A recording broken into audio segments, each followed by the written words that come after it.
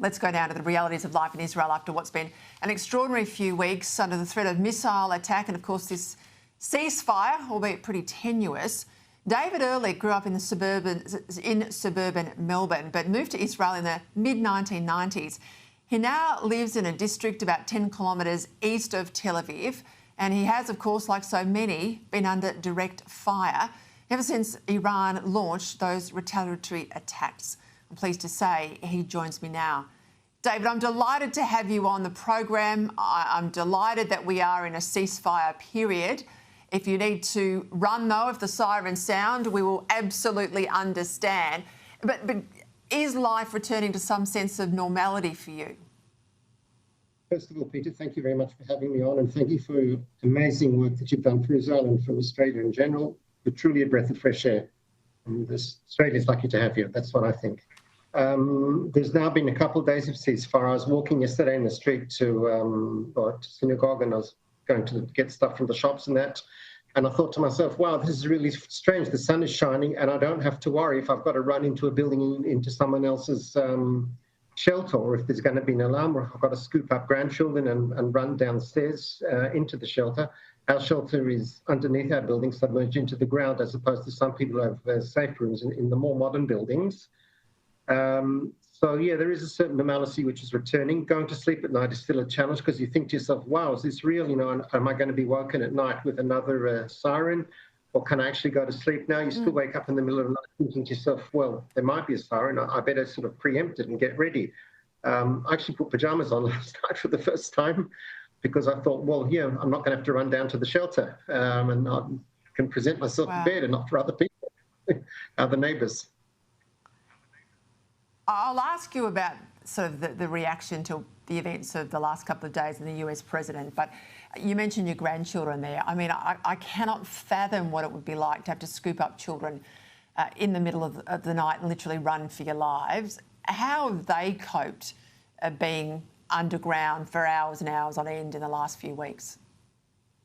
Children are actually incredibly resilient, I think. I mean, I've got 9 children and just had number 28 grandchildren, so I know children a bit. They're fairly resilient, and if you tell them what it is, this is what it is, and this is what you've got to do. When it comes to the crunch, they do it. The little 3-year-old, her father was working in Jerusalem on certain matters, and so my daughter and her 2 little kids, 3 years old and 10 weeks old, was staying, you know, at our place. As soon as the siren went, she jumped into my arms and just clung on to me, and just came down with me and sat on my lap, you know, for the duration of the siren. You tell them what it is, this is what it is. Afterwards, they sort of played it out, and actually I can see you've got a clip now of them playing sirens where they got me to siren noise, and then they had to run into the little bunker that they built themselves and giggled away, laughed away, and they kids are resilient. They turn things into games. I don't know what they think afterwards, and they certainly were happy when they went home, and, you know, I thought, well, this is now finished. We hope it's finished. We don't know what's going to happen. We don't know if the ceasefire is going to last. We just don't know. We don't know if the Houthis are going to attack again. They've gone quiet. There's been no detail on that whatsoever.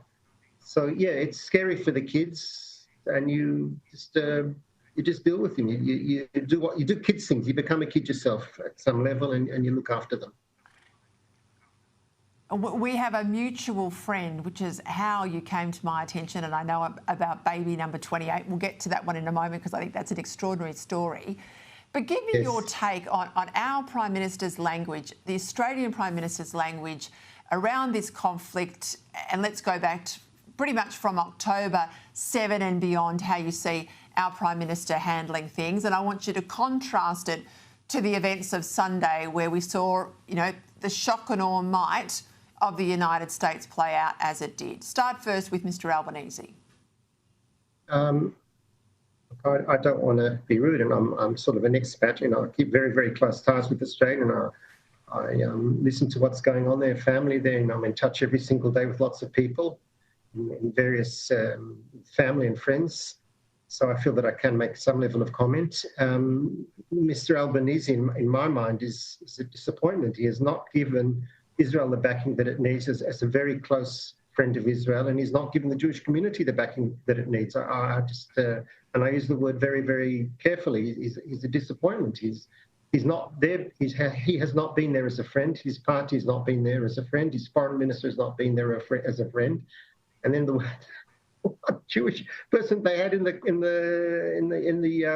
ministry, they moved. So that says a lot, doesn't it? It took him 24 hours to come out in favour of the bombing. That's probably because he was upset he didn't get his invitation. And then when Mr. Trump used his poetic language, he took him 24 minutes to respond. I'll tell you a little story, if I may. I went yesterday to help a friend, an English-speaking lawyer, needed someone who was English-speaking to witness a will. So I went across the road to help him. And the guy sitting there was an Israeli, spoke Hebrew, and he saw us speak English. He said, "Where are you from?" I said, "Well, I'm from across the road." He said, "No, where are you from?" I said, "Well, I'm from Australia." He looks at me with utter, I don't know, horror or surprise. He says, "What happened to you guys?" He said, "You guys used to be so pro-Israel. You guys were very, very close friends. I used to have a lot of dealings with Australia." He said, "I used to, business, whatever." He said, I used to actually be friends with an ex-police chief commissioner. I don't know the man's name, and he couldn't remember. He said he was of Italian descent. That might mean something to somebody. And he said, "This guy used to say how much we love you and how much we're there for you and we feel for you and we know what's going on and we share common values."